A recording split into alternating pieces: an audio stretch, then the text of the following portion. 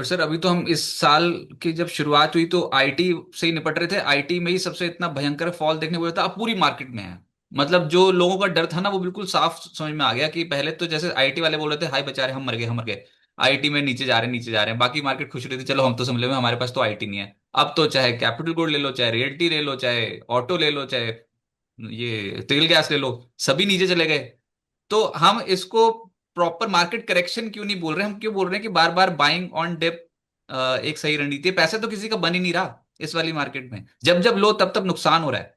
देखिए, इस बातचीत को इसको छोड़ दीजिए और देखिए कि क्या इंडिया अभी भी सस्ता है या महंगा है। इसके पहले की बात कर रहा हूं मैं। अभी भी महंगा ही है मार्केट, इंडिया सस्ता नहीं है। क्योंकि डीआईआई की बाइंग ने इस मार्केट को गिरने नहीं दिया है। तो इसकी असली एक जो हमारी जो वर्ल्ड की जो सिचुएशन थी, उसके अंदर हमारी जो सिचुएशन है, हम भले ही कुछ 7.5% जीडीपी ग्रोथ ये सब दिखा रहे हैं, मगर fact of the matter is वो सब दाम में है। Fastest growing economy in the world है, मगर मार्केट में वो प्राइस्ड इन है। तो प्रॉब्लम इंडियन मार्केट की है कि ये प्राइस टू परफेक्शन था। और अब जो ग्रोथ की रिक्वायरमेंट है इस मार्केट को रीजनेबल वैल्यूएशन में लाने के लिए, या एक भयंकर करेक्शन की जरूरत है या एक सुपर ग्रोथ की जरूरत है। ठीक है। तो अब वो भयंकर करेक्शन हो रहा है। अब वो कितना होगा और कितना वैल्यू के करीब आ सकता है, अभी मैं मानता हूं कि अगर मार्केट अभी से भी 10% भी गिरा, फिर भी हम वैल्यू जोन में नहीं आएंगे। अरे वाह।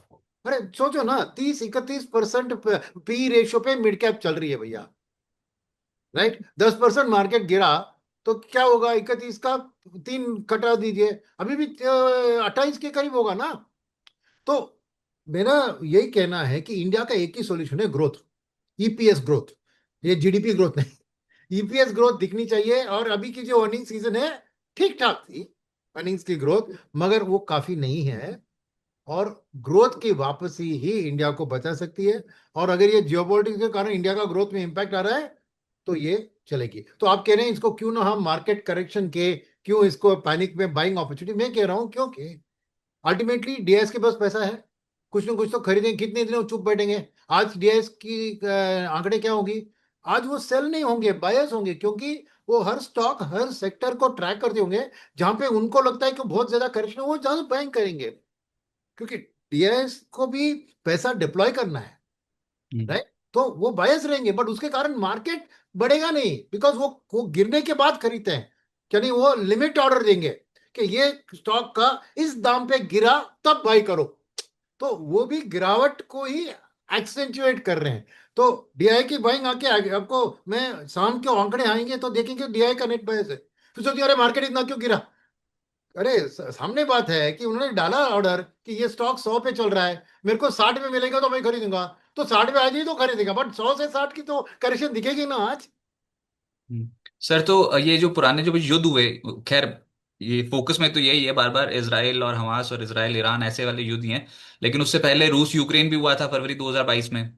और ईरान इसराइल और हमास भी हुआ बाकी ईरान ये तो आपस में भिड़ते रहते हैं मिडिल ईस्ट वाले तो। Correct. उसके बाद फिर इंडिया और पाकिस्तान भी हुआ। तो हम्म। अभी तक का डेटा क्या बताता है, क्या उस फेज को अगर कोई झेल गया और वहां पर किसी ने इन्वेस्ट किया हो तो उससे क्या बेहतर रिटर्न्स मिलते हैं स्टॉक मार्केट में?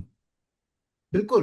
मैं कहूंगा कि एक तो इंडिया पाक वॉर छोड़ दीजिए, उसी दिन रिकवर हो गया था, तो शायद मौका ज्यादा नहीं था। मगर रशिया यूक्रेन की बात करें तो मेरे ख्याल में सेंसेक्स का नंबर 73,000 कुछ था, 77,000 या 73,000 था।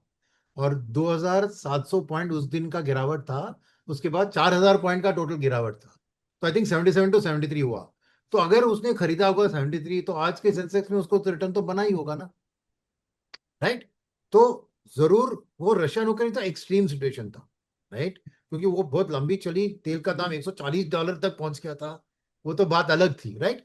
तो डेफिनेटली मैं कहूंगा कि मार्केट की हालत को देखते हुए, क्योंकि ऑलरेडी इंडियन मार्केट एक करेक्शन के मोड में ही था बिफोर दिस कम, तो उसमें से जो करेक्शन आ रहा है, मैंने आपको एक अच्छा खासा value buying relatively, Indian market अभी भी वैल्यू मार्केट नहीं है वो मैं कह रहा हूं, मगर ये क्या और भी वैल्यू जोन में आ सकती है थोड़ी बहुत।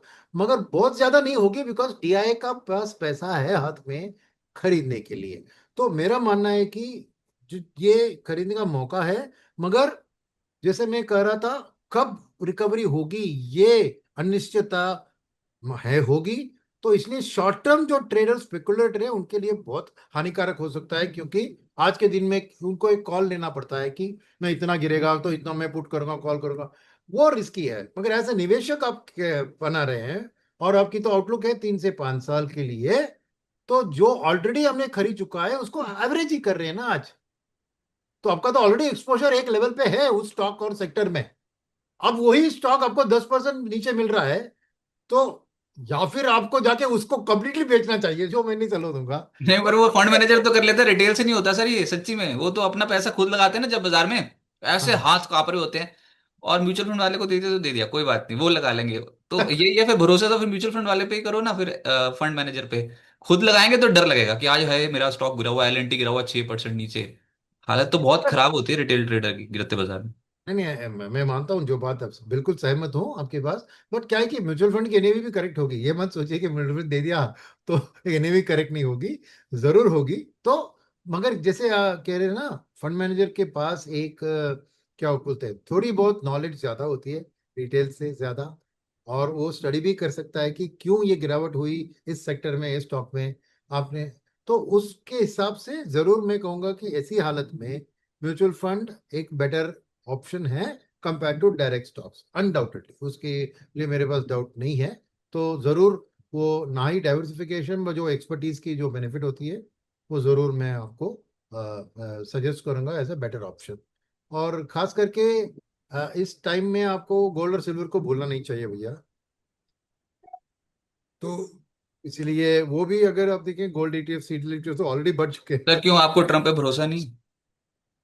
किसके बारे में, ट्रम्प के उसके गोल्ड बारे और में? सिल्वर, गोल्ड और सिल्वर चढ़ेंगे तब जब ट्रम्प कुछ और कुछ बयानबाजी नेगेटिव कर देंगे। अब क्या है, ट्रम्प कुछ शांति वांति लेकर आएंगे दुनिया में। नोबेल प्राइज तो चला गया मेरे को लग रहा है अब अभी आपको तो लग रहा है कि ट्रम्प कुछ अच्छा अच्छा बोलेंगे दुनिया के लिए, या गोल्ड और सिल्वर तेज हो सकता है? गोल्ड नोबेल और प्राइज कहाँ गया सर, नोबेल प्राइज?